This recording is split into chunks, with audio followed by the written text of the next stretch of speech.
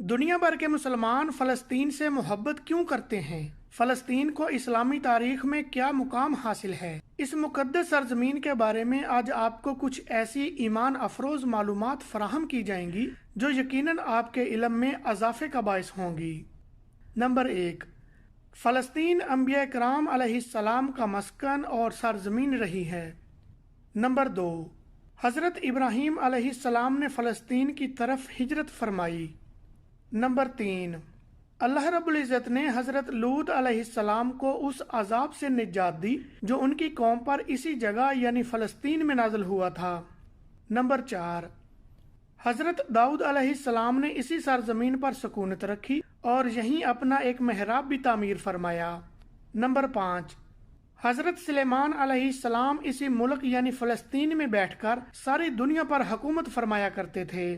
Number 6، چونٹی کا وہ مشہور قصہ جس میں ایک ملکہ چونٹی نے اپنی باقی ساتھیوں سے کہا تھا، اے چونٹیوں اپنی اپنی بلوں میں گھس جاؤ، یہی اس ملک میں واقع اسکلان شہر کی ایک وادی میں پیش آیا تھا جس کا نام بعد میں وادی النمل یعنی چونٹیوں کی وادی رکھ دیا گیا۔ نمبر 7، حضرت زکریا علیہ السلام کا محراب بھی اسی شہر میں ہے۔ نمبر 8، حضرت موسیٰ علیہ السلام نے اسی ملک کے بارے میں اپنے ساتھیوں سے کہا تھا کہ اس مقدس شہر میں داخل ہو جاؤ۔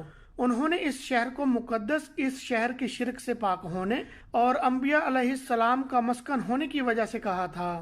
نمبر 9، اس شہر میں کئی معجزات وقوع پذیر ہوئے جن میں ایک کنواری بی بی حضرت مریم علیہ السلام کے بطن سے حضرت عیسیٰ علیہ السلام کی ولادت مبارک بھی ایک معجزہ ہے۔ نمبر 10، حضرت عیسیٰ علیہ السلام کو جب ان کی قوم نے قتل کرنا چاہا تو اللہ تعالیٰ نے انہیں اسی شہر سے آسمان پر اٹھا لیا تھا۔ نمبر 11، ولادت کے بعد جب عورت اپنی جسمانی کمزوری کی انتہا پر ہوتی ہے، ایسی حالت میں بی بی مریم علیہ السلام کا کھجور کے تنے کو ہلا دینا بھی ایک معجزہ الہی ہے جو فلسطین میں پیش آیا۔ نمبر 12، قیامت کی علامات میں سے ایک حضرت عیسیٰ علیہ السلام کا زمین پر تشریف لانا اسی شہر کے مقام سفید مینار کے پاس ہوگا۔ نمبر 13، اسی شہر کے مقام باب لد پر حضرت عیسیٰ علیہ السلام مسیح دجال کو قتل کریں گے۔ نمبر 14، بعض روایات کے مطابق فلسطین ہی ارض محشر ہے۔ نمبر 15، اسی شہر سے ہی یاجوج ماجوج کا زمین میں تتال اور فساد کا کام شروع ہوگا۔ نمبر 16، اسی شہر میں وقوع پذیر ہونے والے قصوں میں سے ایک قصہ طالوت اور جالوت کا بھی ہے۔ نمبر 17، فلسطین کو نماز کی فرضیت کے بعد مسلمانوں کا قبلہ اول ہونے کا بھی اعزاز حاصل ہے۔ نمبر 18، ہجرت کے بعد حضرت جبرائیل علیہ السلام دوران نماز ہی اللہ کے حکم سے آقا کریم صلی اللہ علیہ وآلہ وسلم کو مسجد اقصی فلسطین سے بیت اللہ کعبہ شریف مکہ مکرمہ کی طرف رخ کروا گئے تھے۔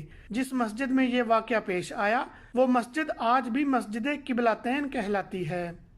نمبر 19، حضور اکرم صلی اللہ علیہ وآلہ وسلم معراج کی رات آسمان پر جانے سے پہلے مکہ مکرمہ سے یہاں بیت المقدس تشریف لائے تھے۔ نمبر 20، سرکار دو عالم صلی اللہ علیہ وآلہ وسلم کی اتباع میں انبیاء علیہ السلام نے یہاں نماز ادا فرمائی۔ اسی طرح فلسطین ایک بار پھر تمام انبیاء علیہ السلام کا مسکن بن گیا۔ نمبر 21، سیدنا ابو ذر رضی اللہ تعالی عنہ فرماتے ہیں کہ میں نے رسول اللہ صلی اللہ علیہ وآلہ وسلم سے عرض کیا کہ زمین پر سب سے پہلی مسجد کون سی بنائی گئی؟ تو آپ صلی اللہ علیہ وآلہ وسلم نے فرمایا کہ مسجد الحرام یعنی خانہ کعبہ۔ میں نے عرض کیا پھر کون سی مسجد بنائی گئی؟ تو آپ صلی اللہ علیہ وآلہ وسلم نے فرمایا مسجد اقصی یعنی بیت المقدس۔ میں نے پھر عرض کیا کہ دونوں کے درمیان کتنا فاصلہ تھا؟ تو آپ صلی اللہ علیہ وآلہ وسلم نے فرمایا کہ 40 برس کا، اور تو جہاں بھی نماز کا وقت پالے وہیں نماز ادا کر لے، بس وہ مسجد ہی ہے۔ نمبر 22، وصال رسول اللہ صلی اللہ علیہ وآلہ وسلم کے بعد حضرت ابوبکر صدیق رضی اللہ تعالی عنہ کو اقتدار کے فتنہ اور دیگر کئی مشاکل سے نمٹنے کے لیے عسکری اور انفرادی قوت کی اشد ضرورت کے باوجود بھی ارض شام یعنی فلسطین کی طرف آپ صلی اللہ علیہ وآلہ وسلم کا تیار کردہ لشکر بھیجنا بھی ایک ناقابل فراموش حقیقت ہے۔ نمبر 23، اسلام کے سنہری دور یعنی دور فاروقی میں دنیا بھر کی فتوحات کو چھوڑ کر محض فلسطین کی فتح کے لیے خود سیدنا عمر رضی اللہ تعالی عنہ کا چل کر آنا اور یہاں پر نماز ادا کرنا اس شہر کی عظمت کو اجاگر کرتا ہے۔ نمبر 24، دوسری بار معراج کی رات بروز جمعہ 27 رجب 583 ہجری کو سلطان صلاح الدین ایوبی کے ہاتھوں اس شہر کا دوبارہ فتح ہونا بھی ایک نشانی ہے۔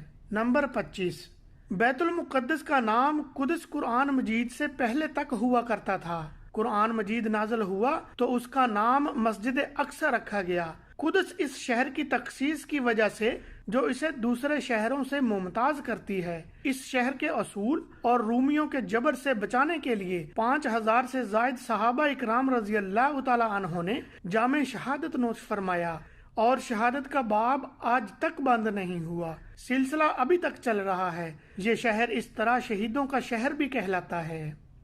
نمبر 26، مسجد اقصی اور بلاد شام کی اہمیت بالکل حرمین شریفین جیسی ہی ہے۔ جب قرآن پاک کی یہ آیات والتین والزیتون وطور سینین نازل ہوئی تو ابن عباس کہتے ہیں ہم نے بلاد شام کو تین یعنی انجیر سے، بلاد فلسطین کو زیتون اور طور سینین کو مصر کے پہاڑ کوہ طور جس پر جا کر حضرت موسیٰ علیہ السلام اللہ پاک سے کلام کیا کرتے تھے سے استدلال کیا۔